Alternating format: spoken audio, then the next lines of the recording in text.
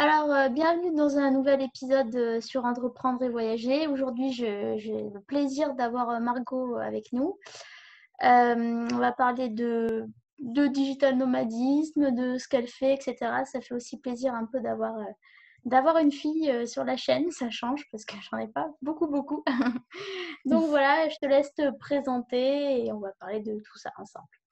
Ok, alors du coup, moi je suis Margot Roux, donc j'ai 31 ans, je vis entre Paris et Bali, donc le plus souvent je suis à Bali, mais bon là, je Ouais, suis bien bloquée en France et de manière générale, je rentre tous les 3 mois pour voir mes clients en France. Donc je suis freelance en marketing digital et communication et j'ai pas mal de side projects à côté, notamment en lien avec le surf, ouais. qui est ma passion.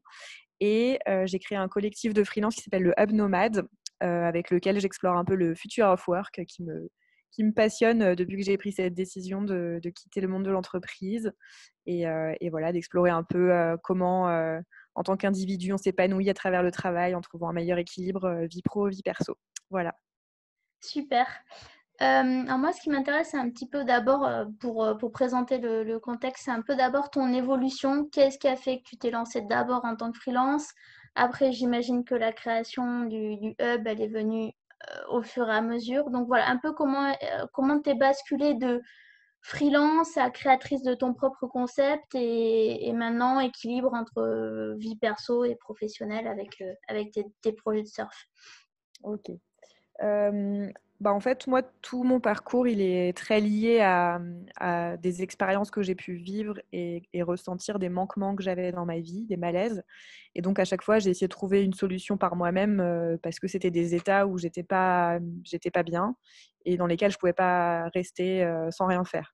Donc, j'ai d'abord, en fait, ça a commencé très tôt. Déjà, dès l'école, en fait, j'avais un peu ce truc de la contrainte. Même si j'étais bonne à l'école, voilà, je me disais que tout ça passerait au moment où j'aurais fini mes études et que je me lancerais dans la vie active. Finalement, j'ai retrouvé le même type de contraintes en entrant sur le marché du travail, puisque bah, au lieu d'être à l'école, on est enfermé dans un bureau. Mm. Et du coup, là, il n'y avait plus d'issue, en fait. C'était plus, bah oui, mais tu fais ça pour qu'après, tu aies autre chose. C'était vraiment, là, tu es parti pour 40 ans, et même si tu changes de boîte, globalement, ton quotidien sera toujours le même. Ce sera toujours du lundi-vendredi, ce sera toujours du 9h-18, 19h, ce sera toujours voilà, la contrainte, en fait, spatio-temporelle. Et dès mon premier job, en fait, j'ai ressenti ça comme un étouffement, quelque chose qui m'allait pas. Donc au début, j'ai pris ça pour de l'immaturité Mm. professionnelle et un peu le fait, voilà, j'avais beaucoup enchaîné les études, les stages, j'avais jamais fait de pause. Donc je me suis dit, ok, je vais faire un grand voyage, je vais enfin prendre du temps pour moi. J'avais eu le temps de mettre de l'argent de côté avec toutes mes expériences, etc. Donc je suis partie en couple à l'époque faire un tour du monde de 8 mois à travers le monde, avec comme fil rouge les sports de glisse. Et Mm. donc, c'est là que j'ai découvert Bali et notamment le fait de pouvoir un peu voyager en travaillant parce que j'avais lancé un blog à ce moment-là pour raconter mes aventures et j'ai adoré, enfin, j'y ai vraiment pris goût, donc je postais Ouais. énormément. Donc, et j'ai adoré ce truc de me dire, OK, je vais surfer, après je vais dans un café écrire mon petit Mm. article, retoucher mes photos, faire des interviews et tout. Vraiment, c'était super. Mais bon, bah, en 2014, alors c'était déjà un peu le cas dans d'autres pays, notamment anglo-saxons, mais en France, le digital Oui. nomadisme, c'était pas du tout d'actualité, ou alors c'était rarissime. Donc, je suis rentrée à Paris et c'est vrai qu'après 8 mois de voyage, j'étais contente de reprendre une activité professionnelle. J'ai trouvé un job super dans un grand groupe qui me plaisait beaucoup dans l'univers du sport. Et puis, en fait, au bout de quelques mois, rebelote, cette même perte de Mm. sens, cette même sensation d'étouffer. Et là, bah, encore une fois, pas d'issue à part me dire, ben oui, mais en fait, c'est soit tu restes comme ça, soit tu plaques tout et tu vas, je sais pas moi, monter un bar à noix de coco sur une plage, je C'est sais ça. pas. En fait, il y avait pas, pour moi, il n'y avait pas vraiment de juste milieu. Alors, j'ai un Ouais. peu essayé de trouver des alternatives en postulant dans des boîtes comme Quicksilver, Billabong Mm. dans le sud-ouest, en me disant, bon, ben, si peut-être que si je suis dans un endroit proche de l'océan, dans une boîte qui me plaît, avec voilà, un contexte en fait qui m'est plus cher, ben ça marchera. Mais finalement, j'en suis arrivée à un point où bon, déjà ça marchait pas, et puis en plus c'était vraiment le contexte de l'entreprise qui m'étouffait. Donc j'ai pas réfléchi, j'ai suivi mon intuition à ce moment-là parce que j'avais pas d'autre choix en fait, j'étais pas bien du tout. Et je me suis dit ok, je fais une rupture conventionnelle qui a été acceptée. et je pars à Bali, où je m'étais sentie le mieux en fait pendant mon tour du monde. Et puis en cherchant un peu, parce que je cherchais quand même, tu vois, des Oui. réponses, je regardais un peu ce que faisaient Mm. d'autres personnes et tout. Bon, plus dans l'univers du surf, du coup, comme je te disais, c'était un peu mon truc. Et je me disais, ok, il y a des nanas qui plaquent tout, qui vont ouvrir des surf camps à l'autre bout du monde. Pourquoi je pourrais pas faire ça? Donc au début, je suis partie un peu avec ce truc-là en tête, en me Mm. disant, ok, la vie d'entreprise, c'est pas pour moi. Donc j'étais en rejet complet en fait de tout ce que j'avais pu accomplir jusqu'à maintenant. Et, euh, et je suis arrivée à Bali, voilà, je connaissais personne, j'avais mon sac à dos et je me suis dit, ok, je suis venue chercher des réponses, je vais les trouver, je reste Mm. là un petit peu et puis on va voir. Et puis en fait, j'ai adoré la vie là-bas et j'ai vu qu'en fait, plein de gens y avaient trouvé un ancrage Ouais. et tout le monde avait réussi à trouver son truc. Donc ça prenait plein de formes différentes. Donc ça pouvait prendre la forme, comme je te disais, d'ouvrir un surf Le camp, surf, une hein. guest house, etc., etc. Mais aussi, il y avait énormément d'entrepreneurs, d'infopreneurs et de freelance. Et là, je me suis dit, bah, en fait, pourquoi moi aussi, je ne pourrais pas faire ça. Je suis pas mauvaise en social media, même si je n'ai jamais vraiment fait ça de manière professionnelle, parce que j'étais dans un poste un peu corporate. Mm. Mais bon, je pense que je peux complètement aider une petite boîte à avoir un peu plus de visibilité sur les réseaux. Je sais écrire. Pourquoi j'écrirais pas en ligne? Enfin voilà, donc j'ai commencé comme ça au bout de quelques mois. Et puis bah, ça a commencé comme ça, en fait, avec des petits D'accord. contrats voilà, que j'ai un peu mis les uns sur les autres, jusqu'à en fait retrouver un job qui me plaisait, qui finalement bah, est très très proche de ce que je pouvais faire avant dans la communication plus Mm. institutionnelle, mais uniquement 100% en ligne. Et donc, du coup, de pouvoir travailler d'où je veux, quand je veux et m'organiser comme je veux.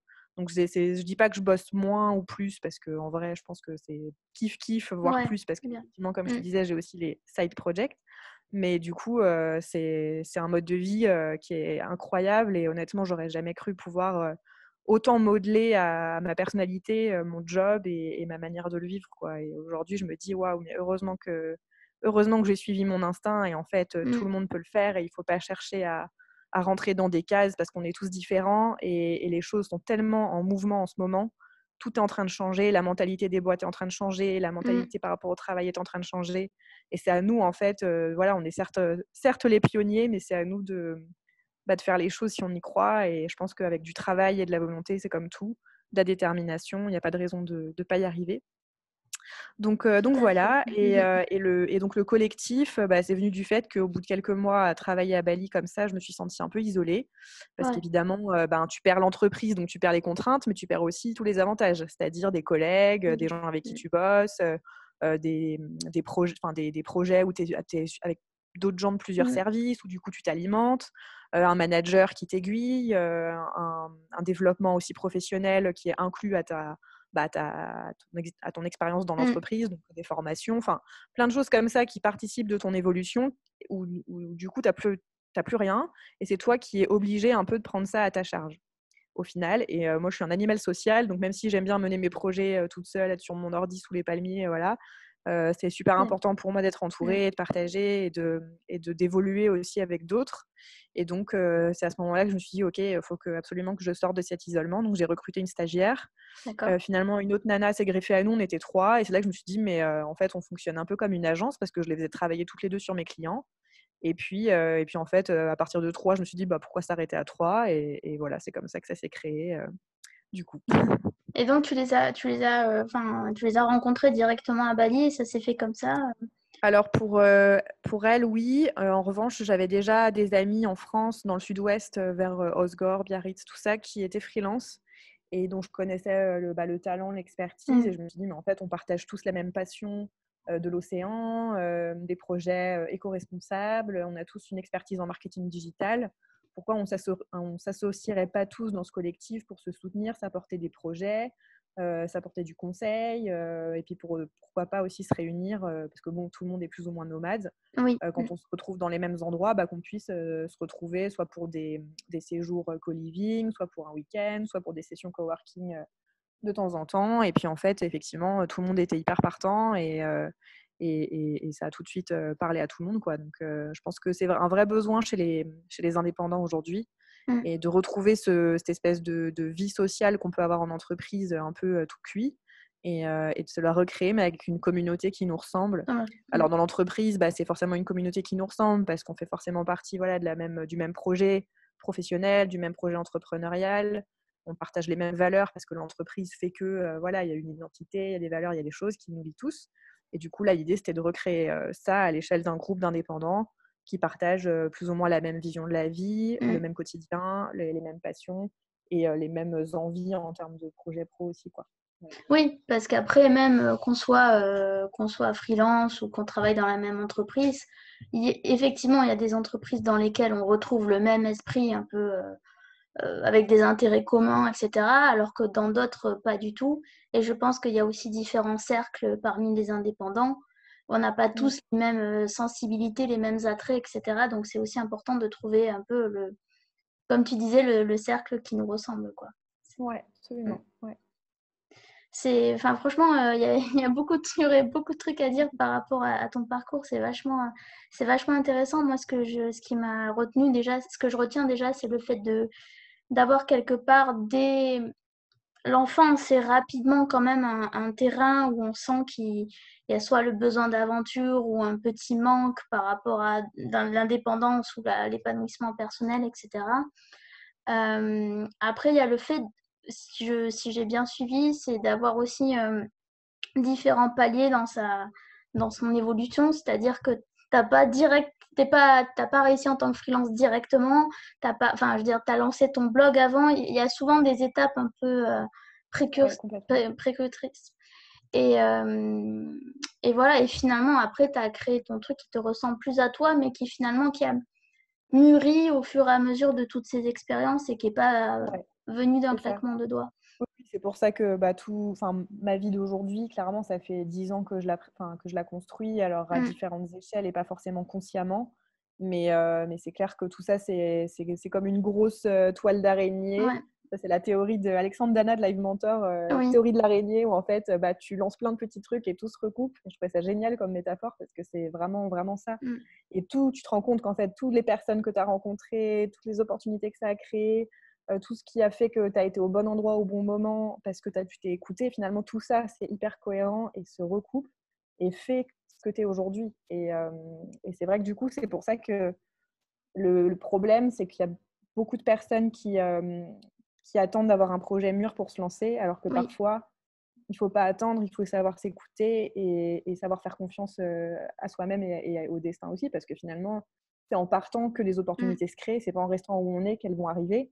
c'est ça. Et on est un peu souvent dans cette dichotomie qui peut être bloquante quand on veut se lancer, et c'est dommage. Mais bon, après, c'est aussi normal, voilà, la peur de l'insécurité, de l'inconfort financier, matériel, tout ça, c'est difficile et c'est pas quelque chose qu'on nous apprend. Mm. Donc voilà, c'est toujours un peu compliqué aussi de pouvoir faire les choses comme ça. Et d'avoir le courage parce que j'imagine que tu n'avais pas forcément beaucoup d'entrepreneurs autour de toi Pas du quand tu es tout. parti voilà, pas du tout.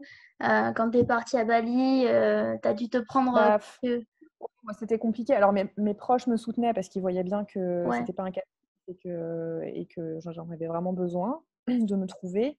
En revanche, c'est clair que j'évoluais dans un milieu très parisien, très élitiste, très grandes écoles où tout le monde bah voilà, était en CDI, dans des gros postes de cadre supérieur, dans des grosses boîtes. Et où ben voilà, les sujets, c'était plus le premier appart qu'on achète et les mm, primes qu'on a à la fin de l'année et l'intéressement participation, etc., que je me lance en freelance, tu vois. mm, Donc, c'est clair. c'est vrai que j'étais vachement en décalage et c'est aussi pour ça que, grâce au blog, j'ai pu rencontrer justement les freelances dont je te parlais dans le sud-ouest parce que tout de suite, voilà, j'ai créé une communauté dans l'univers un peu de la glisse, de l'amour de l'océan et tout, et que c'était des filles qui étaient aussi, bon, et des garçons, mais majoritairement des Mm, filles, qui étaient aussi dans ces trucs-là. Et en fait, j'ai eu l'impression de trouver grâce à ça, donc grâce au digital déjà, ma communauté, ouais, et de trouver déjà un peu de sens comme ça. Mais de là à effectivement sauter le pas directement, ça c'était impossible. Et puis comme je te disais, à l'époque, c'était impensable. Enfin, mm, quand j'ai été diplômée, tu vois, les années 2011, 2012, oui, 2013, ça n'existait pas, quoi. Alors oui, on parlait déjà un peu d'entrepreneuriat, ça commençait à devenir quelque chose de mm, tendance. Et voilà, les reconversions, les gens qui quittaient des bullshit jobs, entre guillemets, enfin, pour aller vers plus d'artisanat, de ouais, manuel, de choses comme ça. Donc ça commençait, cette tendance. Mais c'est vrai que le freelancing, et comme je te disais, moi j'étais en communication corporate, Mmh. tu vois, ouais, j'étais responsable comme interne, mon dernier poste, être responsable comme interne depuis Bali, sous les Oui, cocotiers, c'était impensable. c'est Donc, clair. Mmh. à moins d'être embauchée effectivement dans une entreprise là-bas sur place dans les îles. Alors, ouais, j'avais essayé un peu les dom-toms et tout, mais c'est Mmh. hyper compliqué de trouver du boulot comme ça là-bas. Et au final, bon, tant mieux que ça n'ait pas marché parce que ça m'a permis d'aller vers autre chose. Mais c'est vrai que c'est pas évident. C'est pas évident. Et comme je disais tout à l'heure, on est encore pionnier dans ce Oui, domaine parce que oui. enfin, clairement, aujourd'hui, le chemin n'est pas du tout balisé. Donc, ouais. Surtout en France et Mm. ouais, je pense qu'on a quand même encore un petit retard par rapport aux autres pays et Ouais. ouais et Ouais, ouais, du après coup, s'il y a bien quelque chose que le coronavirus a apporté j'allais y de venir. bénéfique, ouais, Ouais. c'est clairement rattraper un peu ce retard là-dessus, quoi. Ouais, donc clairement tu sens, voilà, moi je pense qu'il y a des avantages et des inconvénients par rapport, à la situation actuelle. L'inconvénient, bah, c'est qu'on est quand même un peu bloqué. Ça, c'est un peu le M'en problème. parle pas. Oui. Voilà et l'avantage, c'est que ça permet de débloquer les mentalités sur le télétravail, sur tout ça donc Ouais, complètement. comment tu te positionnes par rapport à ça? Enfin, qu'est-ce que tu en penses? Ben, alors moi, j'ai trouvé ça super, en fait, que les gens soient obligés de l'expérimenter parce Oui, que sinon, ça aurait pris des années et des années parce qu'on est encore dans une vision très focalisée sur le présentiel et peu oui, sur la, comment dire, la responsabilité.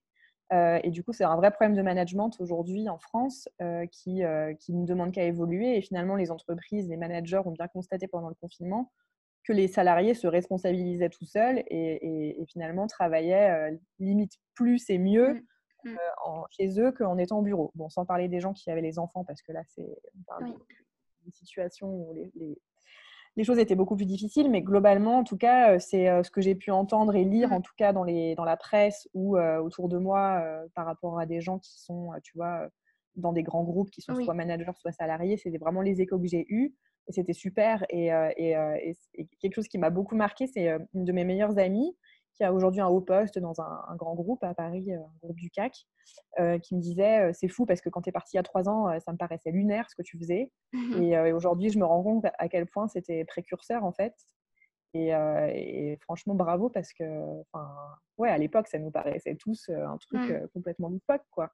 Et du coup, ouais, ça fait plaisir à entendre, quoi, de se dire, bon, ben, déjà, moi, je suis cohérente par rapport à mon oui, temps parce que, voilà, je suis pas, parce qu'au début, honnêtement, tu pars. Enfin, moi, quand je suis partie, voilà, je quittais tout, enfin, j'avais plus aucun repère, mmh, c'était hyper difficile. Et même si j'étais déterminée, ouais, psychologiquement, c'est très compliqué parce que tu te marginalises tout seul là où tu as toujours été dans les clous.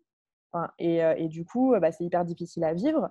Et même si on te fait confiance et que même toi, tu te dis, OK, moi, je sais que je peux y arriver, tu as tout à faire, tu as tout à oui, prouver. Et finalement, voilà, comme je disais, tu n'as aucun chemin balisé. Donc, tu dois, voilà, c'est juste, tu te retrousses les manches, tu rames, mmh, tu rames c'est jusqu'à ce que clair. ça marche. Mais honnêtement, il n'y avait rien qui était fait. Et c'est clair que voilà, c'est hyper difficile. Donc, de voir aujourd'hui que la société évolue de cette manière-là et en fait vient valider ta marginalisation Mmh, en faisant quelque chose de finalement mainstream ou en devenant ce mainstream, oui, voilà, c'est quand même chouette. Et ça vient aussi valider les désintuitions des choses et aussi valider toutes les expérimentations que je peux faire par ailleurs, tu vois, le collectif et ma passion voilà, du future of work. Et même avant ça, pendant les études, j'avais beaucoup étudié les leviers de motivation au travail, mmh, toutes ces choses-là dans le cadre de mémoire de fin d'études.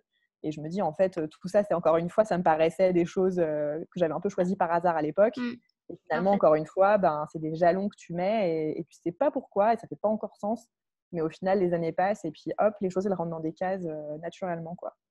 Donc, euh, donc ouais, je trouve que le Covid a évidemment toutes les horreurs qu'on connaît mmh, et les inconvénients qu'on connaît. Mais en tout cas, s'il y a eu un avantage, pour moi, c'est celui-là, clairement. Et aussi, du coup, si je peux compléter, oui, euh, le côté aussi, au-delà du travail, ce côté de se dire, OK, en fait, on est coupé de la nature, en tout cas, les personnes qui étaient confinées en ville dans des appartements, qui se sont vraiment aperçus du non-sens de cette vie urbaine Et toute cette réflexion, cette prise de conscience et cet élan vers une ré-ruralisation, entre guillemets, vers un meilleur équilibre vie pro, vie perso, pour moi, c'est une vraie chance de faire progresser la société, quoi. Ouais, c'est très, enfin, juste, ouais, c'est très intéressant. Le côté aussi retour à la nature et retour un peu à reprioriser les choses et à remettre du sens un peu dans tout ça. Ouais, je suis tout à fait d'accord. Alors, je vais juste faire un petit retour en arrière maintenant, parce Ouais, que vas-y. ce qui m'intéressait aussi, c'était quand tu disais je vais aller chercher des réponses à Bali et que tu voyais que les personnes autour de toi trouvaient leurs réponses. Ce côté, qu'est-ce que, qu'est-ce qui pour toi fait enfin, pourquoi Bali? Moi, j'y suis allée un petit peu à Bali. Qu'est-ce qui pour toi fait un peu la différence dans cette destination? Pourquoi aujourd'hui c'est vraiment un haut lieu du digital nomadisme et du Euh, tourisme en général? alors pour moi, il y a deux choses. Il y a des choses très tangibles et des choses qui le sont moins.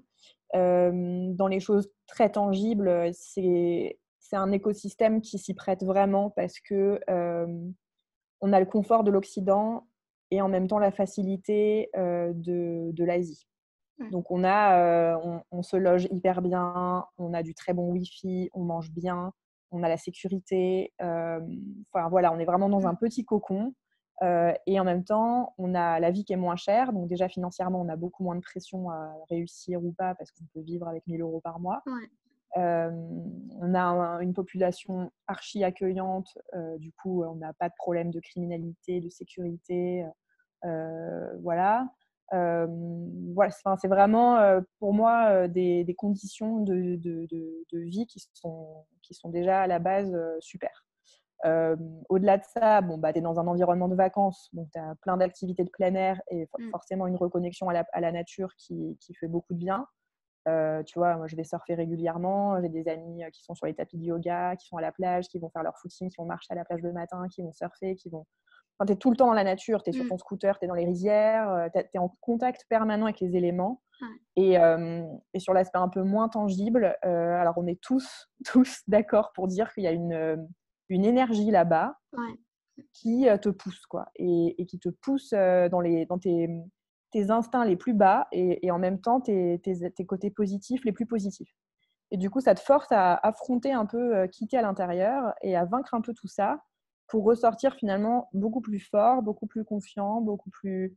Et alors moi, je l'ai vécu moi, mais je sais que, tu vois, pour tous les gens que je connais là-bas, ça a été la même chose. Mm. Et, et du coup, le fait de progresser comme ça intérieurement, spirituellement, physiquement, tout, de Ouais. sortir à la fois de ta zone de confort et en même temps d'être dans cette espèce d'écosystème qui se prête beaucoup Mm. à ce que tu veux faire, bah, c'est des choses qui font que ça marche, quoi. Et du coup, je pense que c'est pas un hasard s'il y a toute cette population de gens là-bas qui entreprennent, qui veulent faire différemment, qui sont en rupture et qui sont tous en même temps hyper déterminés, qui ont tous, je sais pas combien de projets, Mm. qui sont hyper curieux de l'autre, voilà, qui Ouais, n'hésitent pas à faire les choses, à être dans l'action. Et c'est vrai que du coup, en arrivant là-bas, j'ai halluciné, quoi. Je me suis dit, mais waouh, je suis chez moi, en fait. Mm. Et à la fois pour la Ouais. culture surf, Mm. évidemment, enfin tout l'écosystème, vivre dans une île tropicale où il y a du surf et tout, c'est clairement mon truc. Mais d'avoir à côté de ça, ben, tout cet écosystème freelance, d'entrepreneuriat et tout, et des gens qui réussissent hyper bien, bah, je me suis dit, mais c'est banco, quoi. C'est là qu'il faut que je m'installe. Donc voilà comment je résumerais Bali. Après, tu vois, encore une fois, c'est très personnel et même si c'est partagé par beaucoup, ben Mm. voilà, faut quand même avoir ces atomes crochus avec Mm. Bali aussi. Et je sais qu'il y a des gens qui n'ont pas forcément eu parce que c'était trop touristique, trop développé, qu'ils avaient Ouais. besoin de plus d'isolement. Enfin, tout dépend des gens, en fait. À Bali, tu restes toujours un peu au même endroit ou tu tournes un peu? Non, non, je reste toujours à Canggu. C'est D'accord. là où j'ai ma base. Et je pense que ça vient aussi du fait que comme quand je suis partie, tout était complètement… J'étais sur des sables mouvants partout dans ma vie. J'ai eu besoin de m'ancrer quelque part. Et c'est là-bas aussi que je trouve, où je me nourris un peu de cet écosystème-là, des autres. Comme je disais tout à l'heure, c'est hyper important pour moi. Mm. Et je trouve que aussi quand on se lance en freelance comme ça, comme je te disais, on a plus ce côté progression qui nous tombe un peu droit dans le bec. Et c'est super important, du coup, de se nourrir d'autres entrepreneurs et de continuer à progresser en échangeant avec d'autres, en écoutant des podcasts, en lisant des livres, en allant à des événements. Enfin, voilà, et tout ça, on l'a à Canggu. Et du coup, Mmh. pour moi, c'est primordial. Je suis assez d'accord. Et donc justement par rapport à l'évolution de Bali, toi, tu as senti cette évolution un peu plus tourisme de masse? Comment tu l'as géré ça? Le fait que j'imagine que dans l'espace de très peu d'années, il y a eu quand même un gros bouleversement. Ben, alors dans un sens, effectivement, c'est un peu dérangeant parce qu'on a connu Bali. Enfin, moi, encore, quand je suis arrivée, Ouais. c'était déjà un peu développé. Et par rapport à des gens qui m'en parlent, tu vois, d'il y a 10 ans, bon, bah, Mmh. évidemment, c'était le jour et la nuit.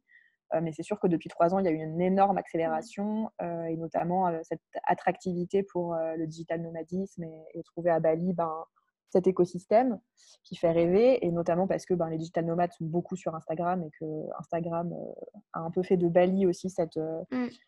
cette île, un peu, c'est la destination numéro 1 des Mmh. influenceurs, donc c'est pas un hasard. Mais il y a toute cette attraction des masses pour, enfin en tout cas de la nouvelle génération pour ce mode de vie un peu qui fait rêver, qui est pas toujours, très bien vendu, en tout cas pas forcément de manière réaliste, donc Oui, ça fait d'autant je suis plus rêver d'accord. les gens. Mais c'est aussi symptomatique, comme je te disais, de tendances de fond, dans la société qui, qui sont super intéressantes. Donc aujourd'hui, c'est Bali, mais je pense que demain, il y aura plein d'autres destinations dans le monde qui s'y prêteront aussi et qui Mmh. deviendront également des hubs de digital nomades, parce qu'évidemment, il y a un moment où les pays d'ailleurs sont en train de développer des visas pour les digital Oui. nomades, voilà, des conditions de vie, des conditions financières, administratives qui sont extrêmement attirantes pour les digital nomades. Et je pense que ça va se faire de plus en plus. Donc, tu vois, la carte du digital C'est nomadisme ça, va un peu ouais. s'étoffer.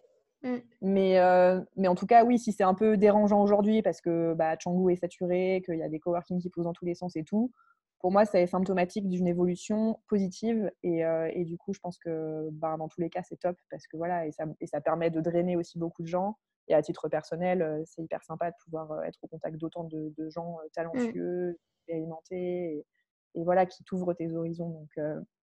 Donc bon, il y a toujours du positif et du négatif, C'est évidemment. ça. Est-ce que par curiosité, tu as testé d'autres destinations, justement, je sais pas, par exemple, le Portugal ou l'Estonie, Non, pas du tout. En fait, le pendant de mon parcours, c'est que du coup, j'ai un peu créé ma vie à Bali. Oui. Je m'y sens vraiment chez moi et du coup, j'aurais pu prendre une autre trajectoire qui aurait été celle d'explorer davantage Mmh. d'autres destinations en voyageant et en expérimentant ce mode de vie. Mais bon, la vie a fait que j'ai vraiment j'ai adopté Bali et du Ouais. coup, j'ai plus le statut d'expatrié aujourd'hui finalement que de digital nomade. Et d'ailleurs, Amédée avait fait un super article là-dessus qui s'appelle Digital Nomad versus Digital Settlers. Oui, c'est Et ça, du coup, ouais. c'est ce truc un peu de t'installer en tant que digital nomade Oui. ailleurs. Et c'est vrai que Bali, en plus, c'est un peu le piège parce que beaucoup de gens, finalement, ils passent beaucoup de temps alors qu'ils avaient décidé de vadrouiller. Mais les conditions, ils sont tellement Mmh. idéales que c'est vrai que si tu veux bien bosser, être efficace, productif et avoir un super environnement, c'est vrai que ça offre des conditions géniales, quoi. Et finalement, voilà, c'est peut-être plus important de trouver ton cocon à toi, quelque part, n'importe où que ce soit, et d'être digital settler peut-être? C'est un peu la question que de rester Je pense digital que nomade, moi je pense. alors, j'ai un peu des regrets par ailleurs quand Mmh, même parce que voilà, d'accord. j'adore voyager, j'adore découvrir, j'ai déjà fait un tour du monde et j'ai adoré ça. et Ouais. et je me dis qu'effectivement, ça aurait été top de pouvoir, découvrir d'autres destinations et voilà. Mais bon, je me dis, «J'ai encore que 31 ans, j'ai encore le temps de le faire». Et voilà, aujourd'hui, la vie me pousse à rester à Bali, certainement pour une bonne raison, et j'ai d'autres projets par ailleurs là-bas. Mmh, Et je pense que c'est pas un hasard, c'est toujours ce côté un peu d'essuyer les plâtres, de partager et tout. Et le fait que Bali devienne la plaque tournante du digital nomadisme et attire de plus en plus de néo-freelance, oui. voilà, à chaque fois, moi maintenant je suis identifiée là-bas, on me contacte et j'adore ça en fait, tu vois, Mmh, accueillir les gens, leur faire découvrir Canggu, les aider un peu dans leurs premiers pas là-bas, être un peu la rampe de lancement, ça me ouais, plaît énormément. ouais, Et du super. coup, ça match avec toute mon activité de coaching, le fait de coacher des gens qui veulent devenir digital nomades ou freelance et se lancer un peu dans une nouvelle vie. Et je me dis, moi, j'aurais adoré me rencontrer à l'époque ou C'est rencontrer ça. quelqu'un qui aurait pu m'aider comme ça et me faciliter les choses. Donc, c'est ce rôle-là que je prends et avec beaucoup de plaisir. Donc, voilà, pour l'instant, c'est comme ça et on verra où la vie me mènera après ça.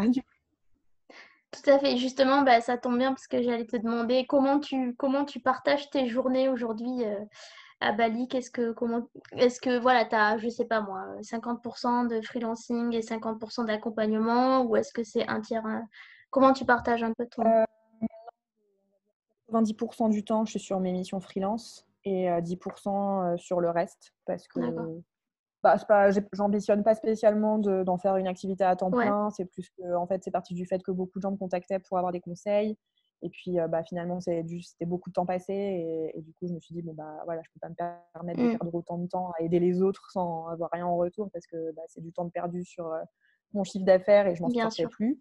Mais du coup, voilà, j'ai trouvé un peu cette formule-là. Après, je la pousse pas non plus des masses parce que c'est pas forcément ce que je veux faire de manière pérenne, mais ça fait plaisir, tu vois, Mmh. d'accompagner des gens, voilà, de manière personnalisée de temps en temps. Et puis après, effectivement, j'aimerais bien l'année prochaine, si les frontières réouvrent et que le Ouais. contexte le permet, pouvoir avoir un lieu comme ça d'accueil à Bali avec des chambres, un espace co-living, coworking, tu vois, un truc un peu sympa pour accueillir les gens à Bali.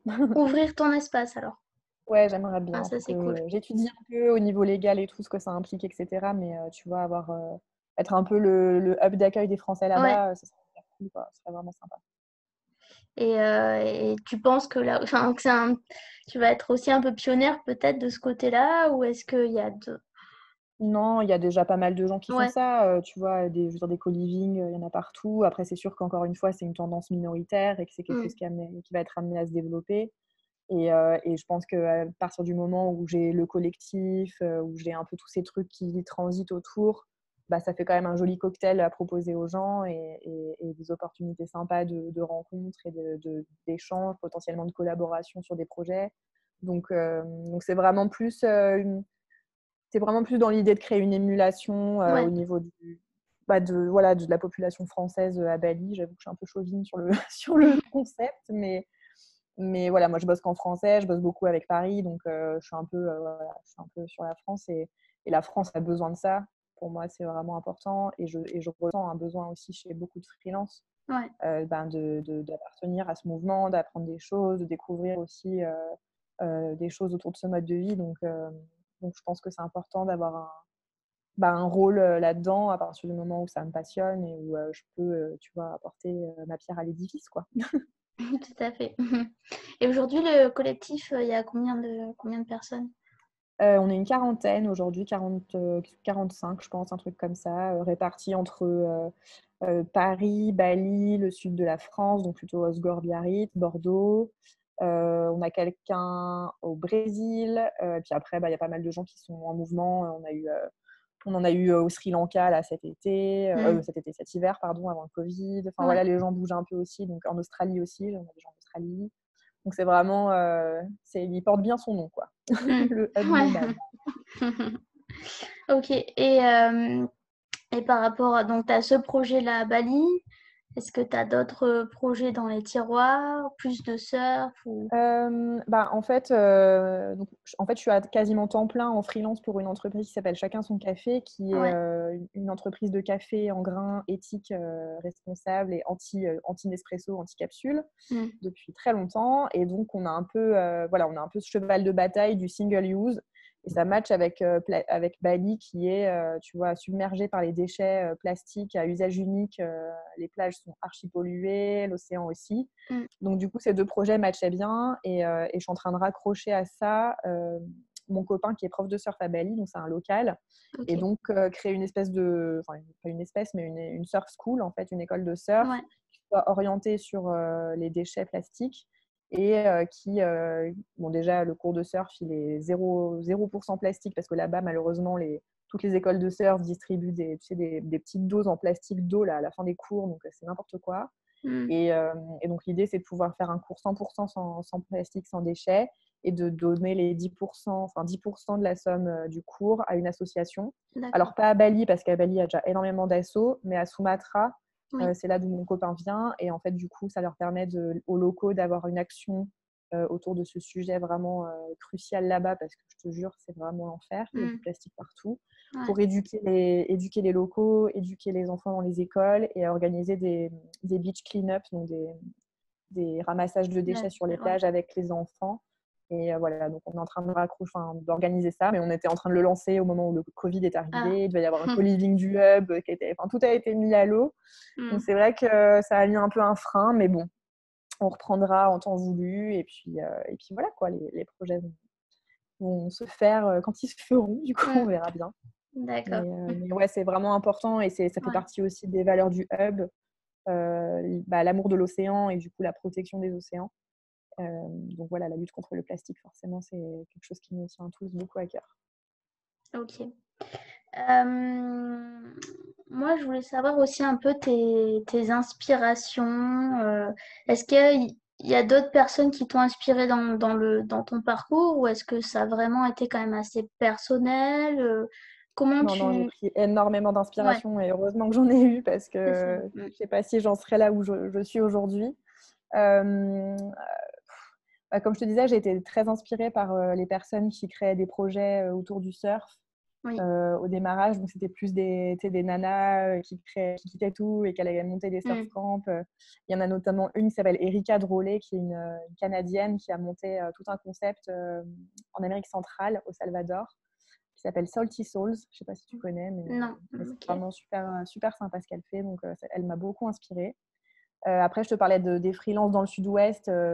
J'en ai rencontré deux notamment, des créatives qui sont top et qui m'ont un peu initiée au freelancing, à la création de projets, la création de Ouais. projets éditoriaux avec le magazine Pample, qui est maintenant ne plus actif, mais qui était un magazine pour les filles autour des sports de glisse. Et elles m'ont prise dans la team après mon tour du monde et ça m'a vachement inspirée aussi de pouvoir bosser avec elles, voir comment avec des bouts de ficelle, elle créait des super projets et c'était vraiment chouette. Et après, pas mal d'entrepreneuses que j'ai pu rencontrer à Bali ou sur les réseaux sociaux, mais Mm. certainement beaucoup à Bali et qui, pareil, en fait, m'ont beaucoup guidée ou m'ont beaucoup confirmé que mes choix étaient les Ouais. bons, qui m'ont encouragée parce qu'elle aussi menait de front pas mal de projets par ailleurs et dans d'autres domaines, mais on était un peu toutes sur les mêmes problématiques quand même. Et c'est vrai que c'était top d'avoir cette solidarité en fait entre filles Mm.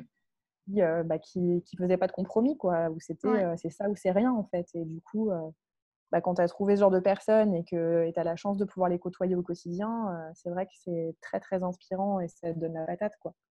Donc voilà. C'est cool. Et justement, aujourd'hui, après, avec ton recul, etc., quel conseil tu donnerais à des filles comme nous ou à des aspirants digital nomades?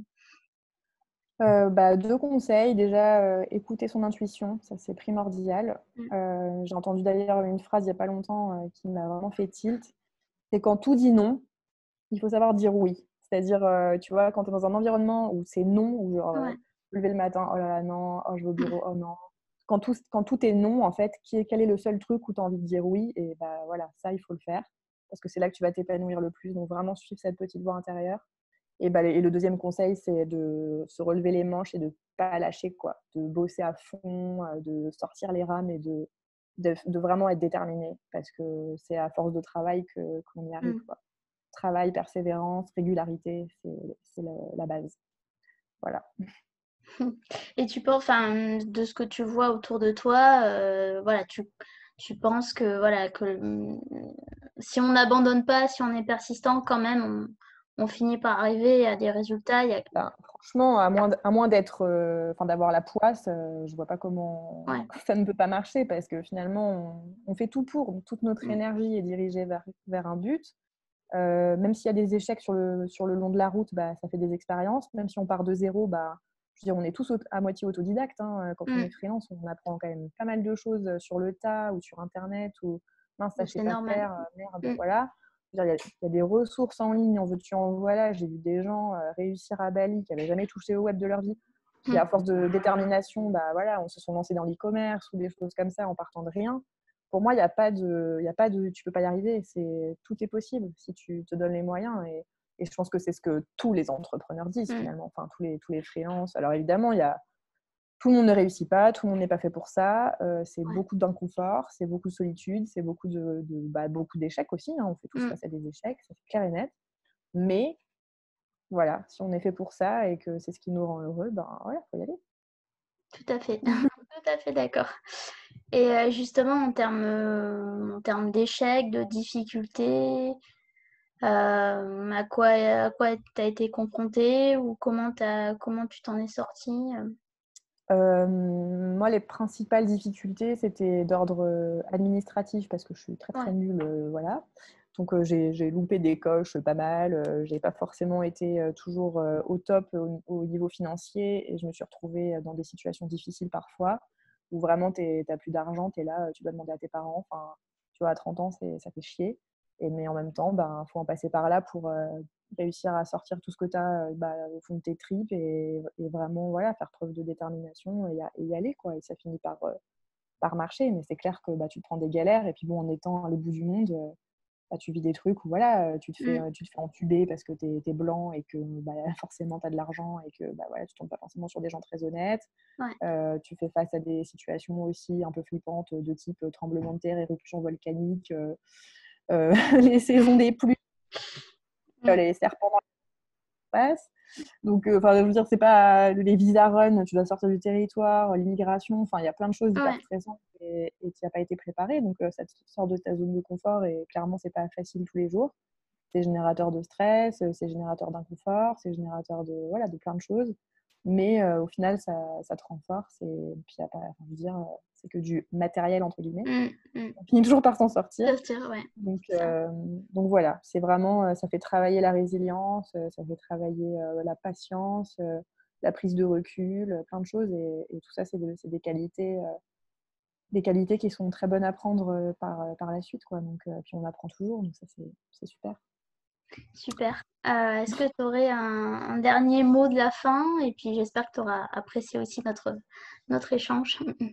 Oui, c'était très sympa. Mmh. Il y a un truc que j'aime bien partager, c'est pour les gens qui osent pas se lancer, je dis Ouais, toujours que la vie, il faut pas trop la prendre au sérieux et que qu'est-ce que tu as envie de te dire sur ton lit de mort avant de terminer ta vie? Est-ce que tu as envie de te dire j'ai fait tout ce dont j'ai rêvé, je l'ai fait? Ou est-ce que tu as envie de te dire j'ai pas osé? ouais. Et finalement, avoir des regrets. Voilà, donc c'est un peu quand j'ai un choix à faire, je me mets toujours dans cette configuration-là et ça se fait prendre les bons choix, finalement. Je suis tout à fait d'accord avec ça, c'est une parole très sage. Et on va rester là-dessus, mais c'était vraiment super intéressant. Je te remercie, beaucoup pour ce moment. Avec plaisir, merci à Du toi. coup, pour les personnes qui nous ont écoutés jusque-là, vous pouvez nous retrouver sur le Hub Nomade, sur, tes réseaux sociaux, Margot Roux, et puis pour moi sur Entreprendre et voyager. Je te remercie encore beaucoup. Je te souhaite une belle continuation dans tes projets. Bon courage et puis, j'espère qu'on Merci à toi gardera aussi. contact. Oui, avec plaisir. N'hésite pas si tu viens à Bali ou si vous venez à Bali, les Ouais, auditeurs, n'hésitez pas à me contacter. ça m'a donné envie de revenir à Bali, tu vois? Donc j'espère qu'on pourra Super. voilà. Merci beaucoup. À Ouais, bientôt. salut, à Ouais. bientôt.